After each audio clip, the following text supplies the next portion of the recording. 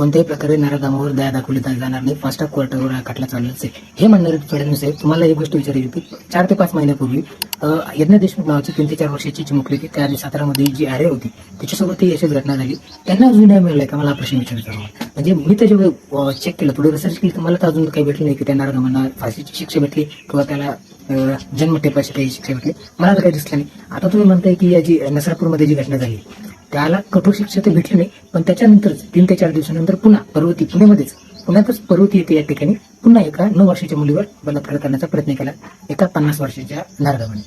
जोपर्यंत तुम्ही कठोर कायदा आणत नाही, या असलेल्या आरामखोरांना भर असल्यामुळे 2-3 कठोर केले जात नाही, तोपर्यंत या महाराष्ट्रामध्ये सुशासन येणार नाही.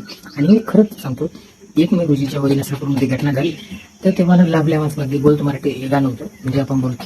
पण आता असं वाटतंय की लाभले आम्हास मागे फडणवीस आमचे गृहमंत्री असं बोलायला वाटते की गरजेचे. तुम्ही लाजल कोणतं बोलत मान्य की प्रत्येक वेळेस सगळे काही कायदे पुरावे असे असतात की काही वेळेस चुकीचे आरोप लावले जातात माणसांना, मुलांवर असो पुरुषांवर फसवण्यासाठी. त्यामुळे प्रत्येक गोष्टीमध्ये आपण डायरेक्ट शिक्षा देऊ शकत नाही, कायद्यानुसार चालतं, प्रूफनुसार चालायला लागतं. पण जेव्हा समोरासमोर दिसते की हा नराधम तो कबूल करतोय की त्याने गुन्हा केलाय, त्यावेळेस तुम्हाला काय अडवतं नेमकं? त्याला फाशी देण्यापासून, त्याला शिक्षा देण्यापासून किंवा पब्लिकच्या हवालेकरणामध्ये तुम्हाला काय अडवतो? माझा सरळ प्रश्न. विचार करा फडणवीस साहेब, तुम्हाला सुद्धा मुलगी, मान्य उपमुख्यमंत्री सुमित्रा वहिनी पवार उपमुख्यमंत्री आहेत, महिला उपमुख्यमंत्री आहेत, त्यांना सुद्धा मुलगी आहे.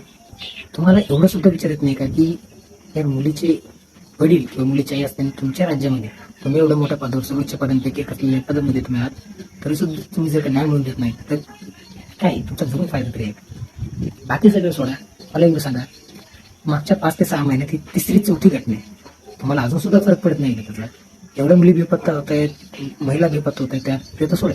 पण समोरासमोर दिसते की लोकांची हिंमत या लेवलच्या पातळीवर वाढली, त्यांना कायद्याचं, पोलिसांचं कुठल्याही प्रकारचा विश्वास नाही. आणि पोलीस काय नराधमाला मी होतो, एखादा पोलिसवाला असता खरंच त्याच्यामध्ये जर का आहे एका म्हणत नाही करायला पाहिजे, तर जर का असते त्या पोलिसांनी आधी त्या नराधमाला ठोकलं असतं तिथं, ठीक आहे, नाही करते, तुमची जॉब आहे. पण त्या आंदोलकांना, जे आंदोलक आले होते न्याय मिळवून घेण्यासाठी, की त्यांच्या एक चिमुकली त्याच्यासाठी बरेचसे लोक असे होते की त्यांचं तर ओळख सुद्धा नाही ती चिमुकली कोण आहे काय, पण एका चिमुकलीला न्याय मिळाला पाहिजे, त्यासाठी आंदोलन करण्यासाठी शांतपणे संयमपणे आंदोलन करत होते.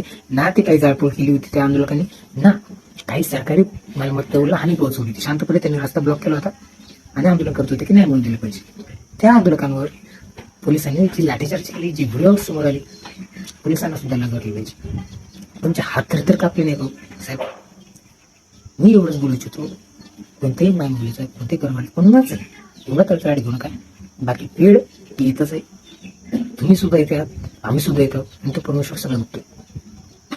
भेड येतच. ज्या पोलिसांनी त्या आंदोलकांना मारलं, बेदम मारलं पण असं नाही काय ना, उठून जायला घाबरवलं, मारलं अक्षरशः किती जर मारलं तुम्ही स्क्रीनवर उडवू शकता, अशा प्रकारे मारले. कर्माची पिढी तसं म्हटलं. देन जय महाराष्ट्र, व्हिडिओला जास्तीत जास्त शेअर करा, न्याय ते मिळून द्यायलाच पाहिजे. बाकी एवढं सांगू इच्छितो, तुमच्या मुलींवर बहिणींवर झालं ध्यान ठेवा, एकटं सोडू नका. पुन्हाच आजचं वातावरण एवढे बिघडले की तुम्ही आई वडील आहात, आई वडील भाऊ बहीण हे तुमचे जे 4 तुमचे नाते इथपर्यंत ठेवा.